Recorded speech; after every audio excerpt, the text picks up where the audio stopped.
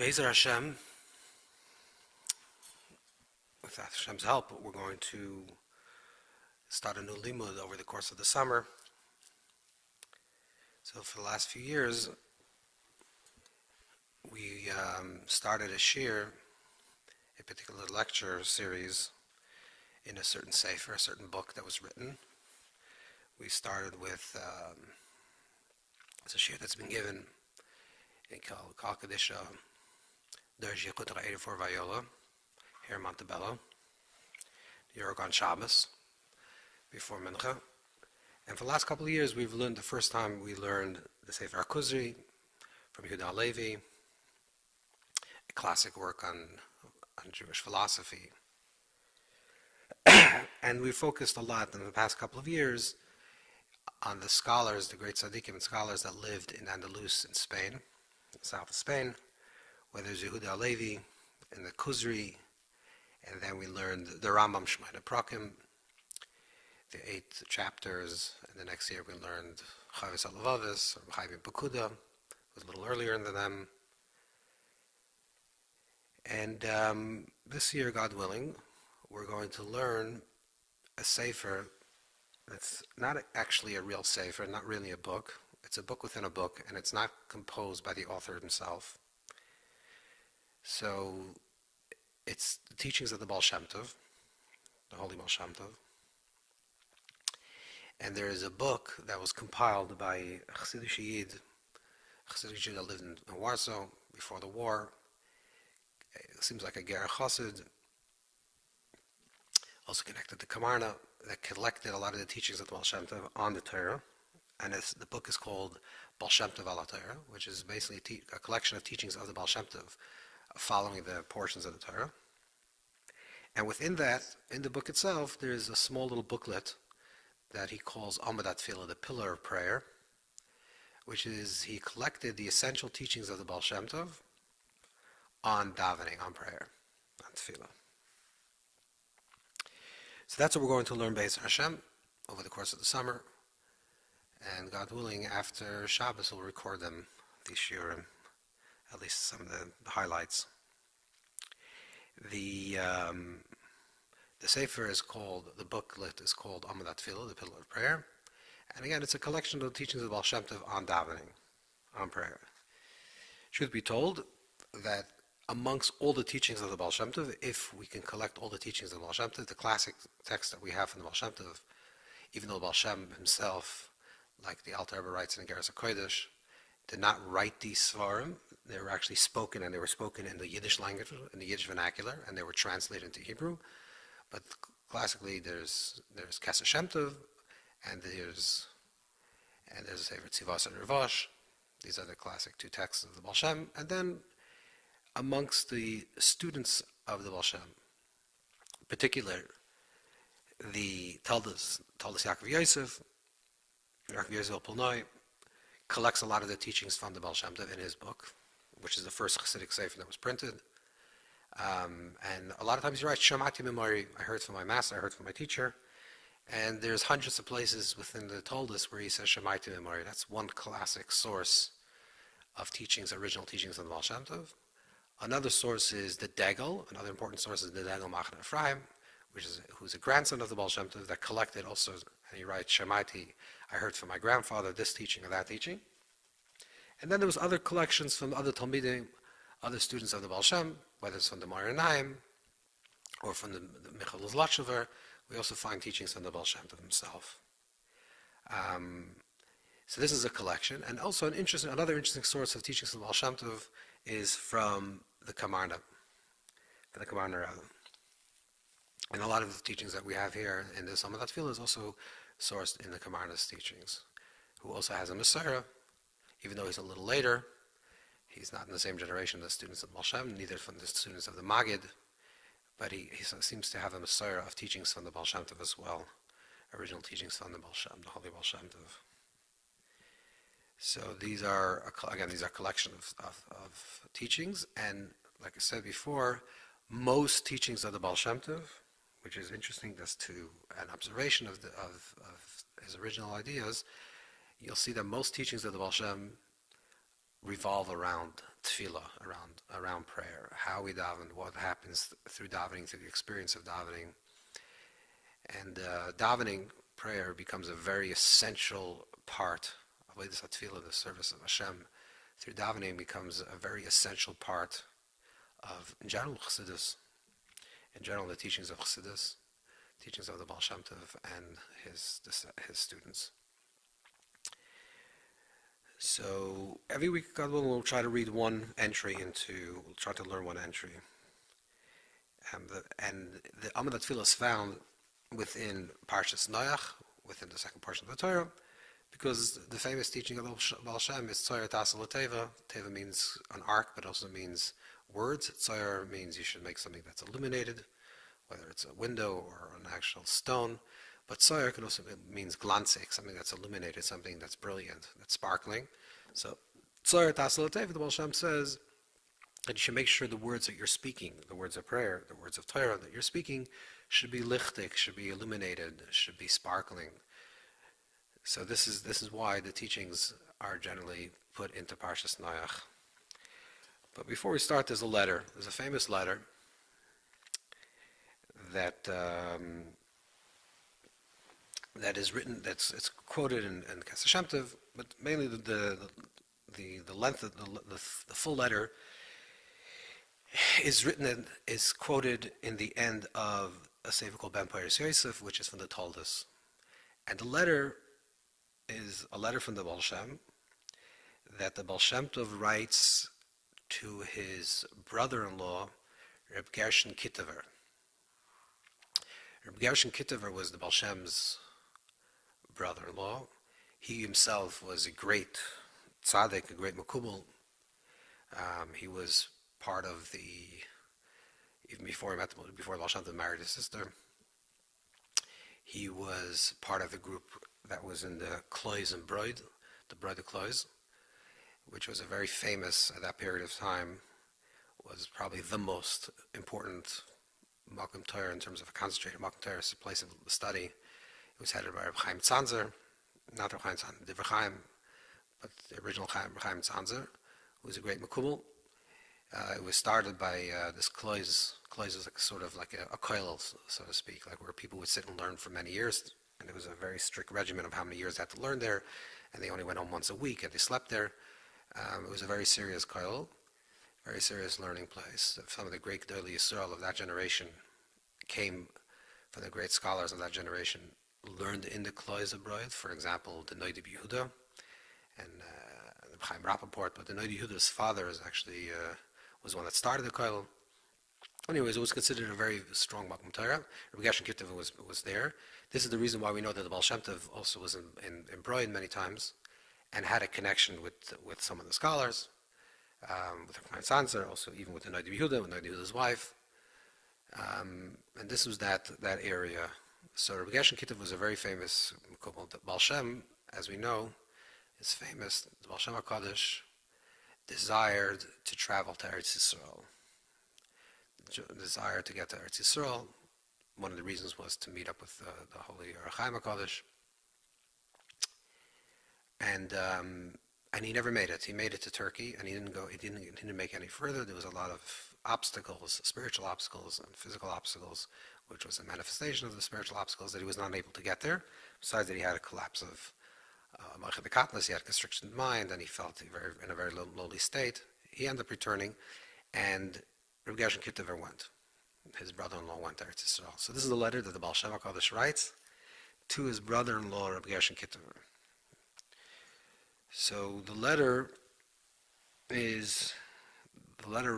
begins and it starts. It says he received his letter, etc. And he says, "Ki Rosh Hashanah Shnas Tov Kuf Zayin." On Rosh Hashanah, in the year Tov Kuf Zayin, which is 1747, that I had a spiritual ascension of the soul, and I saw wonderful things. And he goes on to describe what he saw, and then he thought that he passed away, and they told him, because it was a great joy, and they said, "No, you didn't pass away, you're still alive." And then he finally enters into the chamber of Mashiach, Lahech Mashiach. That he comes and he enters into the chamber of Mashiach. This is like an inner vision that he's having. He has Ashbas, at least on the Neshama, he has this sort of this inner spiritual ascension of his soul. His soul enters in deeper states of consciousness and deeper worlds. And he enters and he sees Mashiach, however visual, however we understand this visual. And Vishalti is Piv. And I asked Mashiach the famous question, when is my master going to come? This is the same Gemara. B'Shimon Levi asked in the Gemara that when is Mashiach going to come? And the response that the Baal Shem hears, this is what you shall know, that the Mashiach will come when your teachings will be spread throughout the world, and it should be revealed throughout the entire world. Just imagine, this is 1747. The Baal Shem is living in Mezhebush, in a tiny little city in the Ukraine, and he has a mystical inner vision. And when he asks Mashiach when Mashiach will come, Mashiach responds that he will come, the Redeemer, redemption will come, the world will be redeemed from this exile when your teachings will be spread throughout the entire world. And it's fascinating that hundreds of years later, this seems to be the case clearly throughout the entire world. Everyone knows of the Baal Shem, even the entire world knows about this, or at least about the person. He says, but your teachings will be spread throughout the entire world. V'yifutza manasecha chutza. And v'yifutza manasecha, your well springs will spread forth. This is a language that the Gemara has in Tainus, talks about someone successful in their learning is a yifutza manasecha chutza, that their teachings become, the well springs of their teachings become spread outwards. So that's the famous when your teachings, well springs, will spread throughout the entire world. And then the letter continues,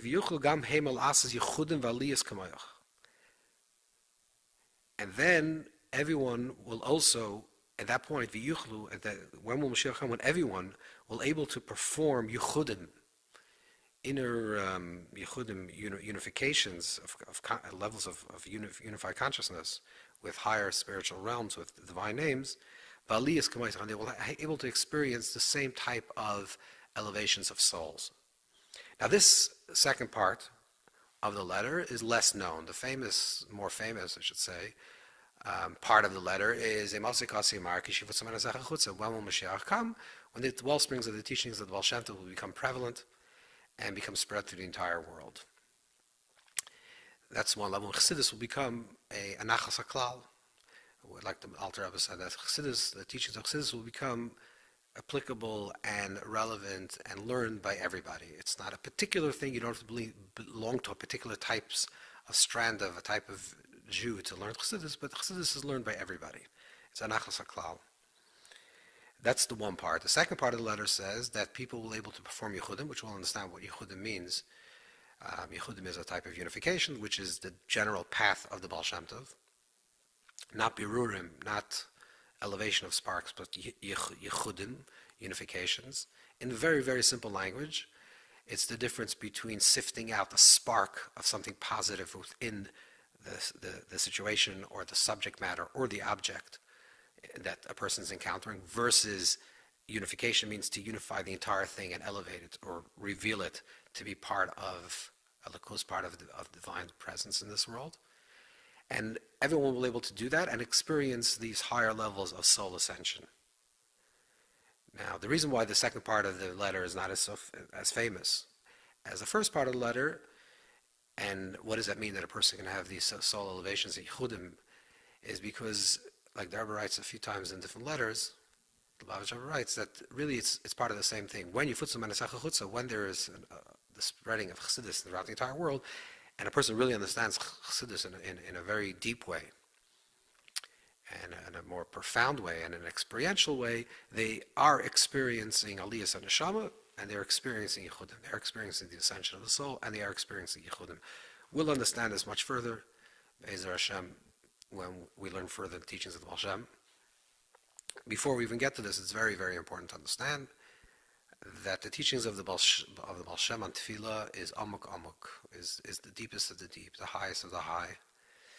And we need to sometimes suspend our certain understandings of certain things in order to allow ourselves to truly understand what he's trying to say. Because a lot of times we come with preconceived ideas of what we think things work, and therefore we start to project it onto what is being taught. And especially when it comes to the teachings of Baal Shem, which is very profound and very, I don't want to say the word radical, but it's certainly radical to the way most people think about things, in a much deeper way to think about things, about everything in life, about what prayer is, what davening is, and what HaKadosh Baruch Hu is, Kaviyachol, and what's our relationship to HaKadosh Baruch Hu, what's our relationship to Hashem. To think about this in a very deeper level, sometimes we have to suspend a little bit our logic and fully enter into it, and allow the teachings to build on itself and to see the structure that's being taught.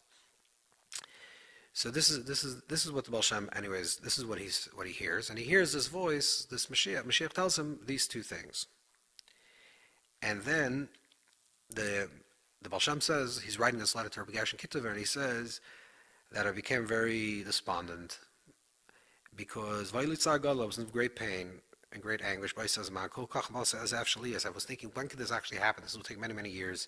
What does it mean that everyone will understand, learn my teachings, and everyone will be able to do yichudim, these unifications, and everyone will have to have these soul elevations?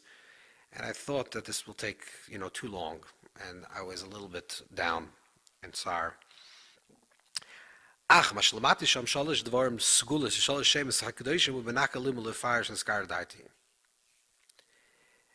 That however, when I learned three different types of names, three different sacred names, and ways to understand them, I realized that my mind was at ease, because I realized that and I realized that through revealing of these three names, all people can reach the levels that I have reached in the spiritual elevation. I didn't have permission to reveal this.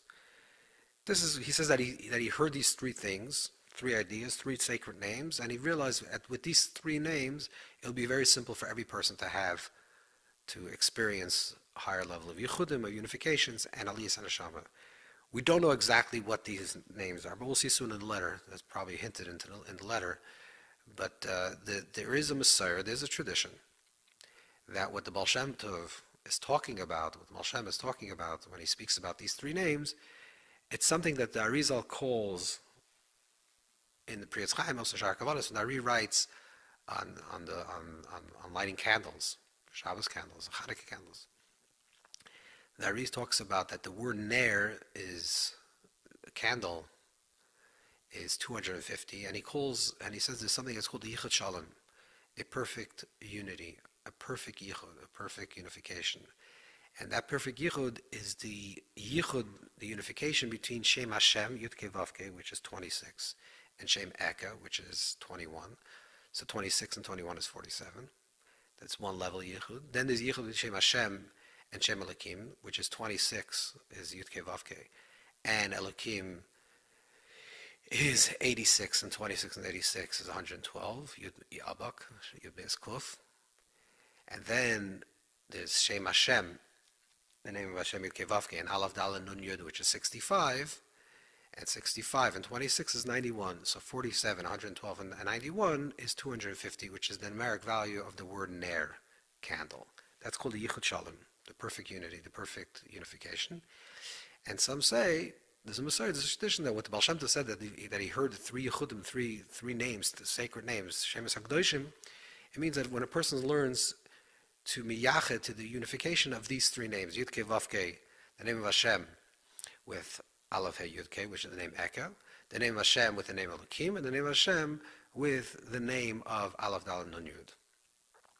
And this is the kavanah in general in by lighting candles, and it's explained. I explained this once already a few times in the book Eight Lights and other places on Hanukkah about the kavanahs of these ideas, of these intentions. What exactly, how you create this yichud. So some Messiah says that that's actually the tradition is that that's the three names that the Baal Shem Tov is talking about.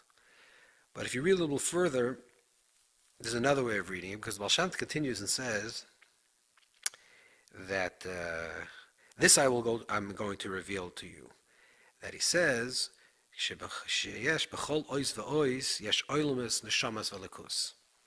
in every single letter, there is worlds, souls, and divinity. Everything, there are these three things. Worlds, souls, and divinity. This is a parallel to what the Arizal talks about, where the Ari says that every single speech that a person has, there's malachim, there's angels, neshamas, there's souls, and the Shekhinah. There is the presence of the Shekhinah. But in the language of the Baal Shem, it's Oilmas, Neshamas, Elikus. Oilmas, Neshamas, Elikus. These are the very important things. Oilmas, worlds, Neshamas, souls, and Elikus is divinity. Now, the simple interpretation, and this will leave you with this, the simple interpretation of this, of Oilmas, Neshamas, Elikus means, Oilmas means the worlds as we perceive it, the reality as it exists outside of self, the objective reality, if you want to call it. There is the Elikus, the divinity, that's animating this physical life force that we're experiencing as an objective reality. So you're looking at a tree, and there's the life force of the tree. So there's the oilamos of the tree, which is the world of the tree, the perception of the tree as a physical thing, the empirical conception of a tree as a tree. That's one level of existence. There's another level of existence to understand of existence is as the animating divine force that's giving it life force. And then there is what unifies object and subject, which is consciousness, which is neshamas. So neshamas is the soul, is the observer. To translate a little differently, there's what is being observed, which is the oilamos. What is being observed has the physical properties and its spiritual properties, which is the oilamos, worlds, and it has the elikus, the divinity that's giving it life force. And then there's the observer, which is the neshamas, the consciousness that's participating in the unfolding of this creation, of this created reality. And the Baal Shem says that if we understand these three things, that everything has these three elements to it. There's an observer, there's what's being observed, and there's a consciousness of the observation of what's being observed, and there's the life force that's animating those two together, which means the animating force that exists within a tree is also partially also the animating force that exists within man. There's an enlivening force, a divine enlivening force that is one, that is a unified force that is expressed in the multiplicity of creation. When a person understands that there's an object and subject, and there's something that's underneath everything or underlying everything, the overlay everything, which is the divine animating force that gives it life, we understand there's some type of yichud, there's some type of unification between object and subject, between observing and the observer and the observed. And God willing, and next week and over the coming months, we'll get into this further, and we'll start with the first teaching of Baal Shem Tov, where he actually explains what does it mean to create a yichud, a unification, a visceral unification with the world around us. And what does that mean? Or what does that mean to recognize the interconnectivity between our consciousness of observing and what's being observed, and how does that help in terms of the elevation of creation, or the elevation of the entire reality into its perfect state, and what that means. So Be'ez Hashem will continue next week, learning inside. It's Amud HaTefilah. It's the pillar of Tefilah, of prayer, and it's going to be Ois Tes Vav in Parshas Noach, the 15th entry in Parshas Noach. Have a wonderful week, a good Vach.